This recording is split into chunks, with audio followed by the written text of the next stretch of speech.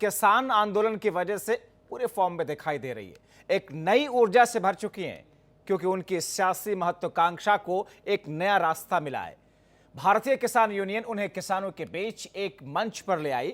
इसे चौधरी चरण सिंह और अजीत सिंह की राजनीतिक विरासत को संभालने वाले जयंत चौधरी बखूबी जानते हैं। ये टिकैत बंधुओं की प्रेरणा से निकली ऊर्जा ही है कि जयंत चौधरी ने 2022 की लड़ाई में जाट समुदाय के बीच में अपनी वही पैठ बनाने के लिए जो कभी उनके दादा चौधरी चरण सिंह के जमाने में हुआ करती थी, फिर से उसी स्थिति को वापस लाने का बड़ा ऐलान किया। क्या है प्लान, देखिए। टिकैत बंधुओं का आंदोलन, आरएलडी की सियासत को मिल गई प्रेरणा। चर्चा में अजीत सिंह की आरएलडी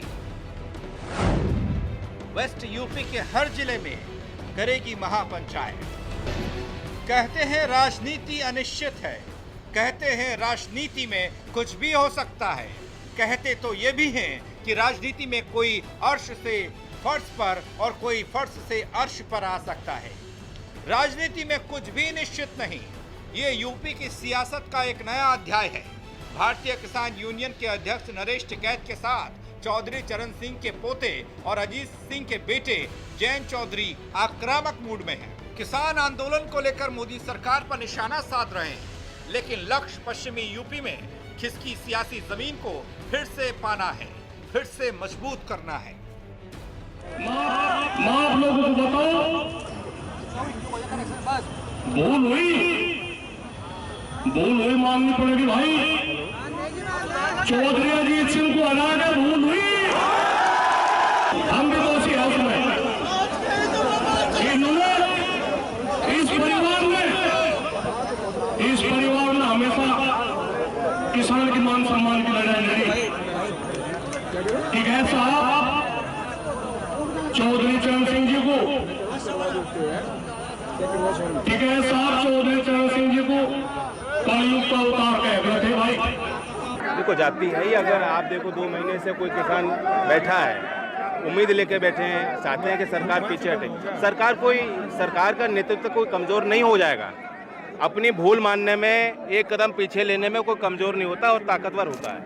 जिन कानून की स्वीकार्यता नहीं है और जिसको आम किसान मानना हमारा नुकसान होगा, क्यों उसको थोप रहे हो देश को? पीछे हट जाओ। जयंत अब चौधरी चरण सिंह की सियासत की विरासत को सक्रिय रूप से निभा रहे हैं और अब किसान आंदोलन की वजह से आक्रामक तरीके से जयंत खुद को और अपनी पार्टी आरएलडी को पेश कर रहे हैं। आरएलडी ने पश्चिमी उत्तर प्रदेश के तमाम जिलों में महापंचायत आयोजित करने का मन बनाया है, प्लान बनाया है। पार्टी ने तय किया है कि इसी मुद्दे पर जयंत चौधरी पश्चिमी उत्तर प्रदेश के किसान बहुल हर जिले में महापंचायत करेंगे। ये बात सही है कि 2013 की घटना के बाद से पश्चिमी उत्तर प्रदेश में बड़े सामाजिक बदलाव हुए और आरएलडी को काफ़ी नुकसान हुआ। ये जो किसान आंदोलन है या राकेश टिकैत की एक्टिविटी है, जाटलैंड में खापों की पॉलिटिक्स अलग चलती है। हर खाप में अपनी राजनीतिक महत्वाकांक्षाएं हैं। खुद राकेश टिकैत 2 बार चुनाव लड़ चुके हैं, तो अगर चुनाव की बात आएगी तो क्या आरएलडी के साथ लड़ेंगे, आरएलडी के टिकट पे लड़ेंगे या नहीं लड़ेंगे, अभी ये आने वाले समय में पता लगेगा। अभी हम लोगों का, मेरा जो अंदाजा है कि किसान आंदोलन को जो व्यापकता मिलनी चाहिए वो शायद उस तरह से नहीं मिल पा रही है जैसा शुरू में इस किसान आंदोलन को लेके लोगों में थोड़ा सा क्रेज था। लेकिन 26 जनवरी की घटना के बाद से लोगों का उत्साह डाउन हुआ है। 26 जनवरी को गणतंत्र दिवस पर ट्रैक्टर रैली निकालने के बाद सरकार से टकराव के बाद तेज हुए किसान आंदोलन में राष्ट्रीय लोकदल एकाएक सक्रिय भूमिका निभाने लगा। भारतीय किसान यूनियन के नेता राकेश टिकैत सबसे पहले खुद के साथ खड़े होने पर चौधरी अजीत सिंह का धन्यवाद करने और नरेश टिकैत ने मुजफ्फरनगर महापंचायत में अजीत सिंह को चुनाव में हराने को गलती बताने के बाद आरएलडी नेता जयंत चौधरी एक्टिव हो चुके हैं। उनकी सियासी महत्वाकांक्षा उफान पर है। अब तक जयंत ने मुजफ्फरनगर, मथुरा, बागपत, बिजनौर की महापंचायतों में शिरकत की, किसानों के हक में आवाज को बुलंद किया और इससे मोटिवेट होकर जयंत चौधरी पश्चिमी उत्तर प्रदेश के किसान बहुल हर जिले में पंचायत करेंगे। तो क्या किसान आंदोलन ने राष्ट्रीय लोकदल में नई ऊर्जा भर दी है?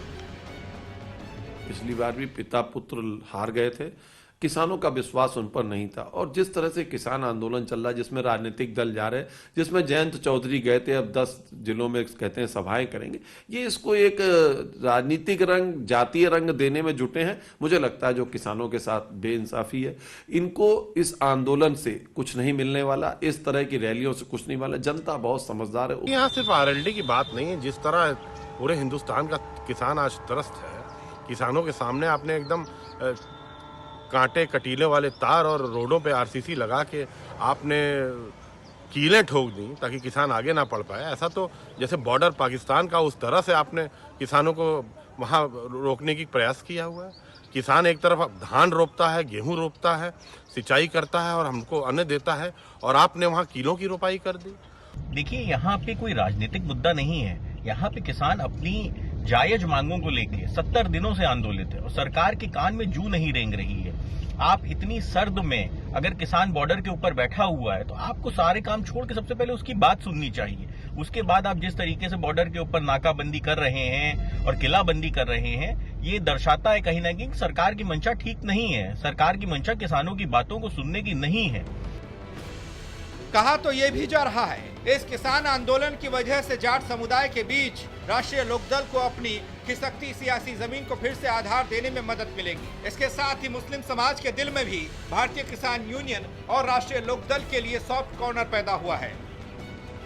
किसान आंदोलन से जहां भारतीय जनता पार्टी की मुश्किलें बढ़ी हैं, वहीं दूसरी तरफ चौधरी अजीत सिंह की सियासत भी खतरे में है।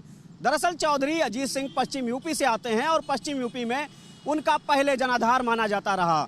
बीच में उन्होंने सपा से हाथ मिलाया, उसके बावजूद वो अपना जनाधार नहीं संभाल पाए। अब अजीत सिंह का कद कहीं न कहीं राकेश टिकैत की अपेक्षा कम होता जा रहा है। जिस तरह से राकेश टिकैत ने किसान आंदोलन का नेतृत्व करना शुरू कर दिया है, और राकेश टिकैत खुद पश्चिम यूपी से आते हैं और पश्चिम यूपी में अजीत सिंह का गढ़ माना जाता रहा। लेकिन अब अजीत सिंह के लिए मुश्किलें राकेश टिकैत ने खड़ी कर दी हैं। ऐसे में अजीत सिंह ने दूसरा विकल्प तलाशना शुरू कर दिया, जिससे उनका जनाधार बढ़ पाए। देखना यह है कि राकेश टिकैत इस किसान आंदोलन के माध्यम से किन पार्टियों के लिए सिरदर्द बनते हैं। कैमरामैन प्रियांश के साथ संकेत मिश्रा, R9 TV, लखनऊ।